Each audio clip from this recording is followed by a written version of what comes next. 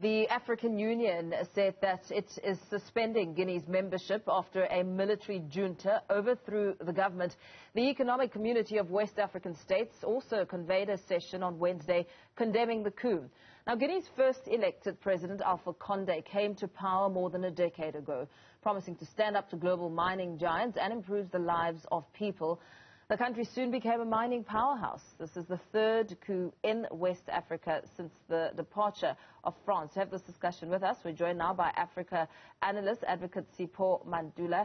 Advocate, a very good morning to you. Thank you so much for your time. Guinea's ruling military came under diplomatic pressure, especially yesterday. Let's talk about the history and how this situation came about. Refreshing morning for even to the viewers, Jambo Africa. When you are in Addis Ababa, they say Happy New Year today, as you are looking back at the 20 years of America. Yeah. But let's even take you back. There are three Guineas mostly that the media have been even confusing. Guinea-Conakry, Guinea-Bissau, Equatorial Guinea. But when you look at Guinea-Conakry, this is the land of Sokoture, the land where even our own cultural ambassador, Miriam Wahamakeba, used to stay. And one of our bones, Bongi Wahamakeba, is still laying there in Guinea-Conakry. Looking back from Sokoture 1984 to us now, there was another president who came into power through coup in Guinea-Conakry, Condé. And from Condé became Condé now. If you look at the history of Guinea, the crisis that happened almost, you can say, 6 days ago on the 5th of this month, it was a tension that was brewing within the military as well as the office of the president around the issues of autonomy of the special forces group that is led by Colonel Mamadou Doumbouya, who is well trained, by the way, from France, trained in many countries like one can say Senegal, Gabon, Israel. And this young man was worried about the issues around corruption. They were worried even around the issues on the salary that was given to the president and members of parliament when the security cluster was given peanuts, if one can say. So the history of Guinea-Conakry, again, as you have said, the cue that came from AU yesterday was already set by ECOWAS, suspending Guinea and engaging on the issue that there is a need to have a transitional government. So this is the challenge that we are facing mostly in the mining regions in the West Africa. And again, we see what we call militarization of politics. When ECOWAS arrived, they made the decision that they made, and they said that something that was really important was to maintain a constitutional posture. How important is this, looking at the current dynamics facing the country? You know, but that is very critical what you are saying. The issue of restoring constitutional order and looking at the international community. I think one aspect that we saw from mediators led by the Foreign Affairs Minister from Ouagadougou, Alpha Berry, they used even this word former president. It seems that that time has passed, that Alpha Condé will never be the new president or the interim prime minister, because what you need now is what happened in Mali. Remember, we have a template that was set in Bamako when Colonel Assimi Goïta took over the government of Mali twice, by the way, not only once. And that's where when you see that ECOWAS has been trying to push for this issue of military having appetite of power, but at the same time, they don't have the plan of how to restore constitutional order, how to bring civilian rule. Because what is critical in Guinea-Conakry, you have political prisoners who were even released during this week. We have opposition leader, Diallo, who is appetite as well to say that I'm willing to work with this military junta to restore constitutional order. But one will still say ECOWAS and AU action on Guinea-Conakry, again, it is another drawback, because this is a country that is going through challenges economically, despite that it is one of the mining giants of the African region. Did all of this come as a surprise? Because, I mean, just watching what's been happening over the past few months, the tensions have been brewing, and you speak about the economic situation. We know that COVID-19 has had has exacerbated that situation under Conde's leadership.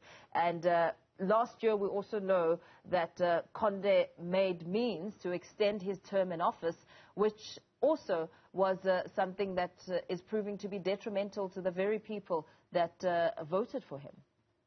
No, correctly. As you said, that he was able to master the constitutional referendum and went for the third term, trying to explain that he has been into power since 2010. There was a misinterpretation, but those are the challenges of African countries that are still having endemic corruption with the multinationals. Because like I've said, Guinea-Conakry is GDP almost 35%. It is made out of mining. And these mining companies are from European countries, are from Asian countries, like your China, USA, and Russia. They are so much interested in the outcome of Guinea-Conakry. When the neighbors, when the AU, they are only looking at resolutions and the issue of participatory democracy. Hence, I raised the issue of if you want to restore that order, you need to have a civilian rule. You need to have what you call a military-civilian relations rule that can hand over power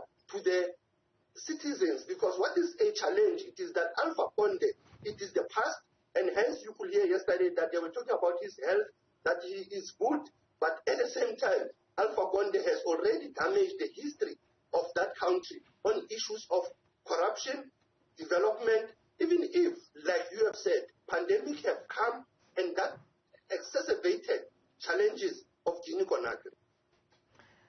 Conde supporters are currently very bitter with what's happened. And, of course, you mention power, and my question would really revolve around the processes of the transition of power, what you would imagine is going to happen next, especially as the sentiment on the ground regarding Conde's supporters and the military coup leader has spoken about how they're not going to ensue any sort of witch hunt when it comes to the former regime. And as you and I speak, the whereabouts of Alpha Conde are still unknown. So the situation now going forward, what do you think will happen?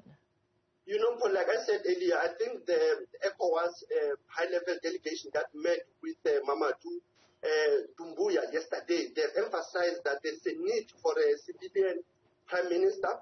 And the issues that you have raised of the tensions within the population of Guinea-Conakry, it is quite true that there is tension, but at the same time, there is a need that when the special elite took the members of the executive into confidence about what you have said, what they've done critically again was to repossess their traveling documents that nobody leaves Guinea-Conakry until there is a national dialogue, there is a transfer of this power that is very critical. And one can still assume that you might find the same template that we find in Mali, because what Colonel Mamadi Doumbouya has done, the regional governors in Guinea-Conakry were replaced by the military generals, meaning we are seeing this pattern of power being gravitated towards the military generals, and the issue of the public becomes secondary. So one can look at the AU putting pressure,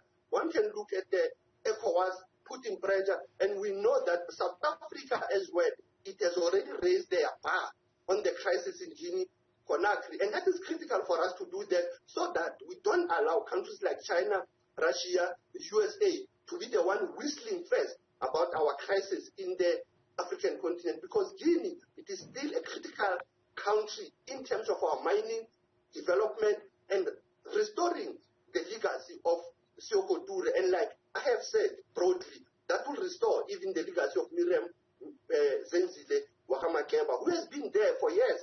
And that's how we must connect our histories and the issues of creating national dialogue, dealing even with the issues of transitional justice, because that is the crisis that we are having in most of the African countries, that whenever there is a crisis, there is no engagement on how do we restore the issues of justice, how do we deal with endemic systematic corruption that is within executive as well as the military. Because one thing important that I want to tell you, the military, the multinationals, and the executive, they've got a toxic relationship.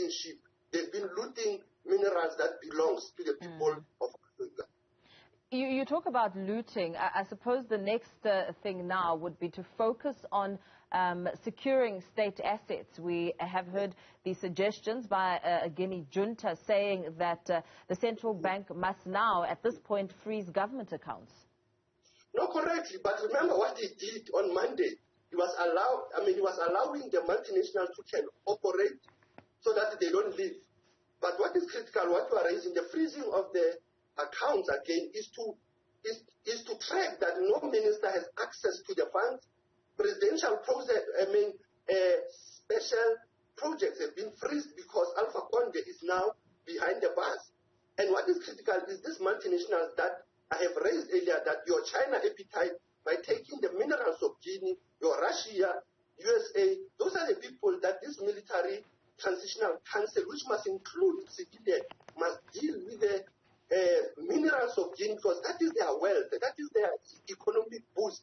And if they don't deal with it, there will be a crisis. Because like I have said, this is the same script we have seen in the DRC Congo. This is the same script we have seen in Libya, the same script we have seen in Sudan, where there is a looting and smuggling and the work of tycoons and the military juntas who steal the wealth of their own people. And that is the crisis that the AU and ECOWAS have been grappling with, they've been struggling with, how to deal with this appetite and greediness of our African leaders in our natural resources.